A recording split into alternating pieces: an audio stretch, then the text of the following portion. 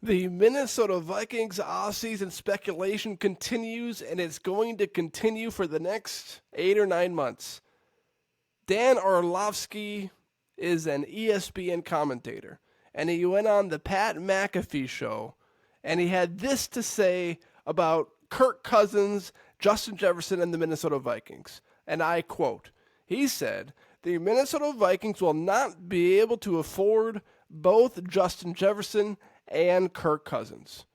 My take today is presented by Hokeland Farm. Contact Jared at 952-491-1541 for rotationally grazed 100% grass-fed Hereford beef. This beef has no medications or antibiotics, and they sell it in quarters, halves, and custom sample packs.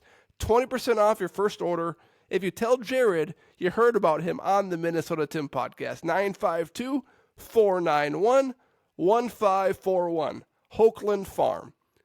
So Dan Orlovsky mentioned that the Vikings will not be able to resign both key players, Justin Jefferson and Kirk Cousins. And that put the Minnesota Vikings fan base up in arms. Because as people already decided and figured out, the Minnesota Vikings actually can sign Kirk Cousins and Justin Jefferson, both to extensions this offseason, if they really wanted to do so. Now, technically they can sign both players, but can they really afford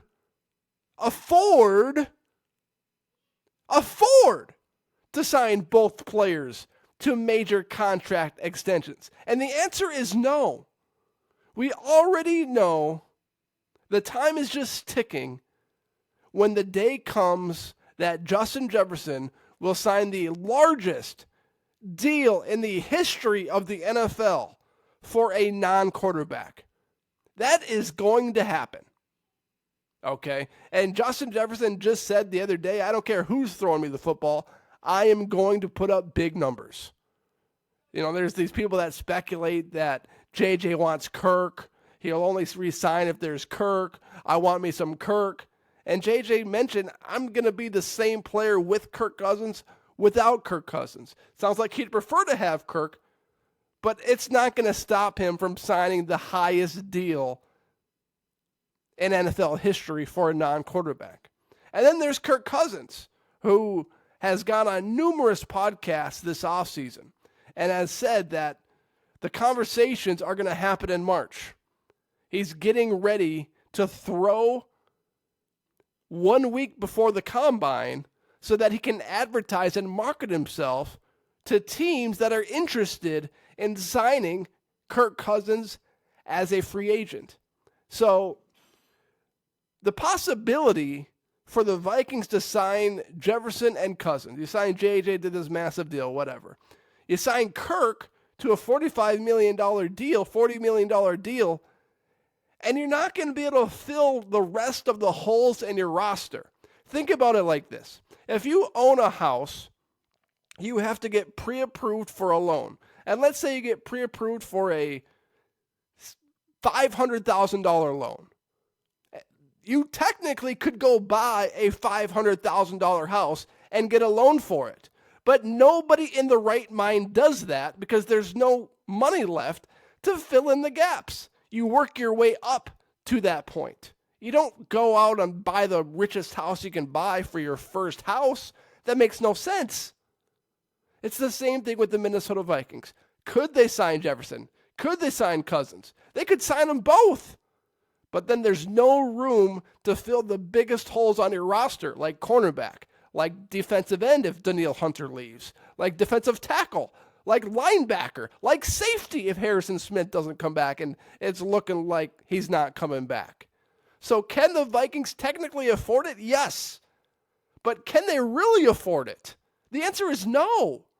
So people coming after Dan Orlovsky for saying the Vikings can't afford to bring back both players, he's 100% right in the context of what the Vikings can afford.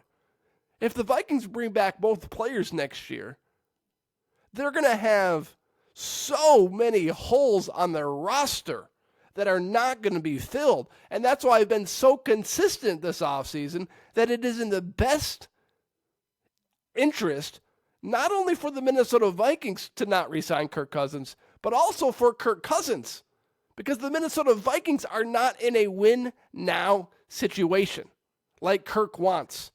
He's 36 years old.